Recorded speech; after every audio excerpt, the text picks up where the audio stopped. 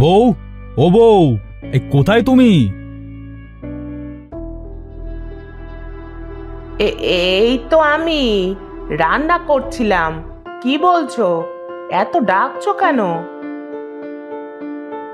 বউ, আমি মাঠে যাচ্ছি। হ্যাঁ, জমিতে গাজরগুলা সব পেকে যাচ্ছে গো।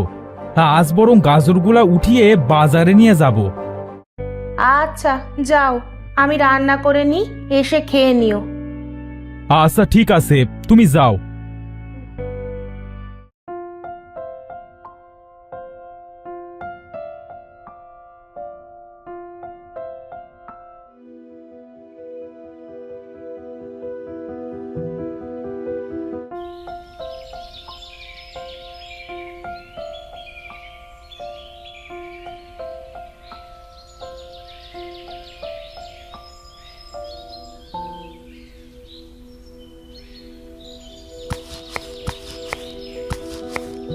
হ্যাঁ, অনেক গাজরই তো ওঠালাম, আর একা একা হয় না। গাজরে অনেক মাটি আছে, আশেপাশে কোনো পুকুর থাকলে একেবারে ধুয়ে নিয়ে যেতে পারতাম। রমিজ ভাই, এবার গাজরের যে দাম, তুমি তো লালে লাল হয়ে যাবে গো।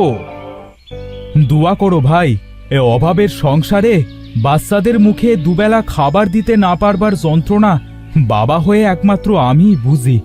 এর মতো কষ্ট যে আর কিছুই নেই ভাই। হ্যাঁ ভাই, ঠিক কথাই বলেছো। আজকাল জিনিসপাতির অনেক দাম, চাকরিজীবীদের ভাই কিছুই হয় না। যত সব কষ্টে জীবন পার করতে হয় আমাদের মতো কৃষকদের। ঠিকই বলেছো ভাই। জানি না এই গাজরগুলা এত কষ্ট করে তুলে বাজারে কত দামে বিক্রি করতে পারবো। ভাই, এই গাজরগুলা একেবারে কোনো পুকুর থেকে ধুয়ে পরিষ্কার করে নিয়ে যাও, তাহলে তোমার কষ্ট একটু কম হবে, বুঝলে? আশেপাশে কোনো পুকুর তো ভাই দেখছি না, তাহলে নিয়ে যাব কোথায়? আর আমাদের বাড়ির চারপাশেও তো কোনো পুকুর নেই। রমিজ ভাই, ওই যে জঙ্গল দেখছো, হ্যাঁ ওই জঙ্গলের ভিতরে একটা পুকুর আছে। হ্যাঁ, আমি একদিন দেখেছিলাম, কিন্তু কখনো যাইনি ওই পুকুরে, বুঝলে? এই আমাদের পুকুর আছে তো, তাই আর যাওয়া হয়নি আর কি। হ্যাঁ, ভালো উপকার করলে ভাই। তাহলে আমি বরং গাজরগুলা ওই পুকুর থেকে ধুয়ে আনি, কেমন? হ্যাঁ আচ্ছা ভাই, যাও যাও, তবে সাবধানে যেও। এই জঙ্গল তো, আমি শুনেছি জঙ্গলের ভিতরে অনেক জিন ভূত থাকে। না ভাই, আমার কিছু হবে না। তুমি তো দেখছি বেশ ভীতু। হ্যাঁ হ্যাঁ, তা যা বলেছো, আমার অনেক ভূতের ভয় করে। তুমি তাহলে যাও ভাই। হ্যাঁ, আমি বাড়ি গেলাম, আমার অনেক ক্ষুধা লেগেছে। আচ্ছা ভাই, ঠিক আছে।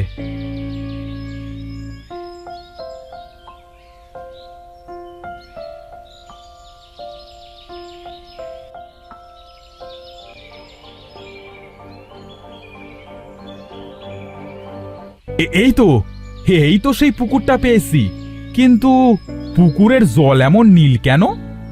নীল ফিলসে যাই হোক, আমার গাজরগুলা ধোয়া গেলেই তো হচ্ছে নাকি?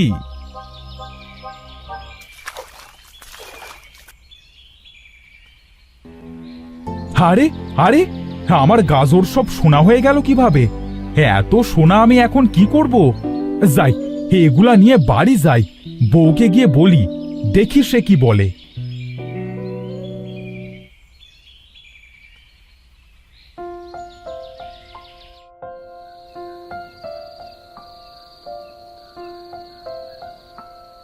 বউ, ও বউ, কোথায় তুমি? এই দেখো কি নিয়ে এসেছি। ও মা, এত সোনা! এত সোনা তুমি কোথায় পেলে গো? ও গো, তুমি আবার চুরি টুরি করলে না তো? সি সি সি সি বউ, তুমি এ কথা বলছো? আমাকে দেখে কি তোমার এমন মনে হয়? আসলে আমি আমি সেটা বলিনি। আমি তো এত সোনা কোনোদিন দেখিনি গো। তাই বললাম আর কি। আমার যে কি খুশি লাগছে সেটা তোমায় বলে বোঝাতে পারবো না গো। বউ, সে অনেক কথা। শুনবে তুমি? তাহলে শোনো।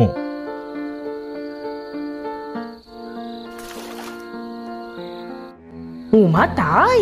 তাহলে তুমি একটা কাজ করো, কাল আবার একবার তুমি গাজর নিয়ে ওই পুকুরে গিয়ে দেখো কি হয়।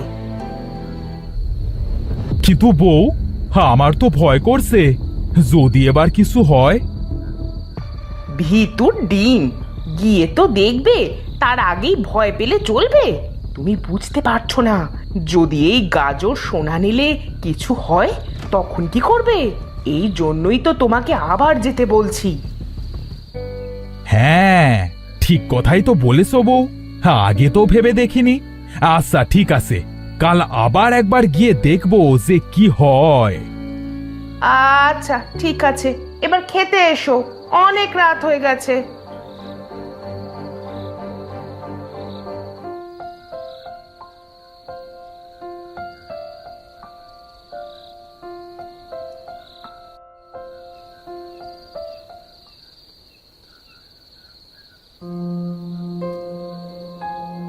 ওগো, সত্যি এই সোনা নিলে আমাদের যদি কিছু না হয় তাহলে তো আমরা অনেক বড় লোক হয়ে যাব গো। হ্যাঁ বউ, তখন দেখবে আমরা অনেক গরিব দুঃখী লোকেদের সাহায্য করব। তুমি গিয়ে ঘুমাতে লাগো, আমি আসছি এগুলা গুছিয়ে।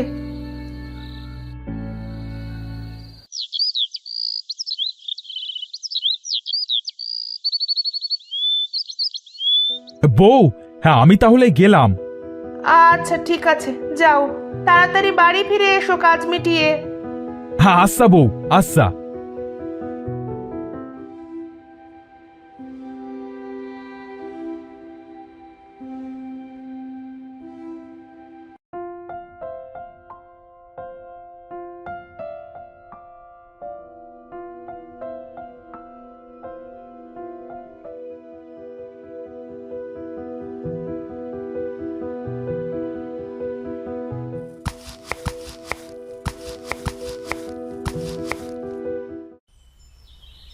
আজ তো আবার যাচ্ছি সেই নীলপুকুরে। জানি না বাবা, কপালে আজ কি লেখা আছে। না গেলে বউও তো আমায় আস্ত রাখবে না।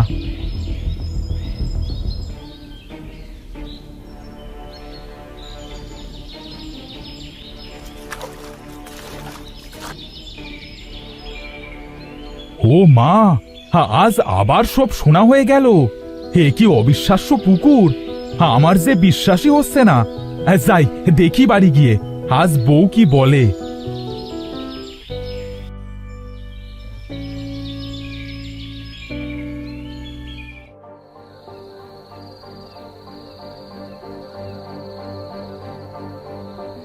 বউ, ও বউ, আরে কোথায় গেলে তুমি? এই তো আমি। কি হয়েছেটা কি? এভাবে ষাঁড়ের মতো চিৎকার করছো কেন? হে, চিৎকার কি আর সাধে করছি? এই দেখো, আজ আবার কি এনেছি। ও মা, ও গো, সেটা আবার কি পুকুর গো, যে কিছু ধুলেই সোনা হয়ে যাচ্ছে? জানি না বউ, আমার যে কিছু বলবার নেই। আমার যে সত্যি সত্যি এবার খুব ভয় করছে। আরে ভয়ের কিছু নেই, কাল একবার আমাকে ওই পুকুরটা দেখাতে নিয়ে যাবে তো? আমার যে পুকুরটা দেখতে খুব ইচ্ছা করছে। আচ্ছা ঠিক আছে, তোমাকে তাহলে কাল নিয়ে যাব।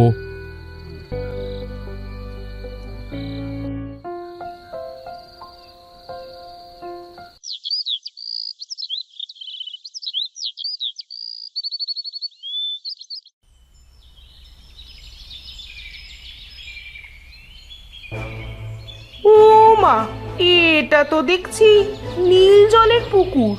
আগে তো কখনো এমন জল পুকুরে হতে দেখিনি। ই আবার কেমন পুকুর গো? আরে আরে, তুমি কিভাবে পড়লে? একটু দেখে শুনে তো নামবে নাকি? পড়েই যখন গিয়েছি তখন এই নীল জলে একটা ডুব দিয়ে যাই, কি বলো? আচ্ছা ঠিক আছে, তোমার যখন ইচ্ছা করছে তখন একটা ডুব দাও।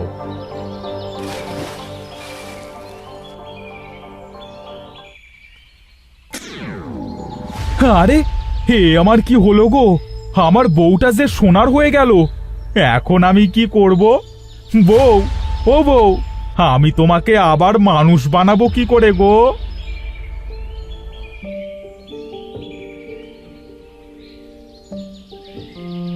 এভাবে এখানে একা একা বসে কাঁদছো কেন তুমি? কিসের এত কষ্ট তোমার? আমার বউটা এই নীল পানিতে পড়ে সোনার পুতুল হয়ে গেছে।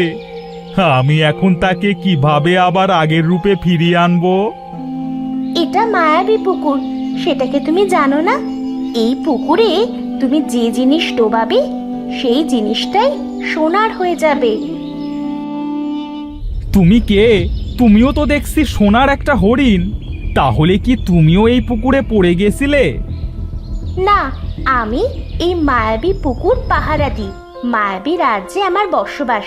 তুমি তোমার বউকে আবার আগের রূপে ফেরাতে পারবে। সত্যি বলছো মায়াবী হরিণ? তাহলে বলো না, আমি আবার আমার বউকে কিভাবে ফিরে পাবো? বনের ভিতরে বাকল নামে একটা গাছ আছে। সেই গাছের পাতার রস দিয়ে যদি তুমি তোমার বউকে গোসল করাতে পারো, তাহলে তোমার বউ আবার আগের রূপে ফিরতে পারবে। তোমাকে অনেক ধন্যবাদ মায়াবী হরিণ। আমি এক্ষুনি যাচ্ছি সেই গাছের রস আনতে। শোনো, আমিও চলে যাচ্ছি। তোমরা আর এই পুকুরের কাছে কখনো এসো না। তোমাদের এই পুকুর যে সোনা দিয়েছে তা দিয়ে সারা জীবন বসে বসে খেতে পারবে। আবার যদি এই পুকুরে লোভের জন্য আসো, তাহলে কিন্তু হিতে বিপরীত হতে পারে। না না মায়াবী হরিণ, আমরা আর কখনো এখানে আসবো না।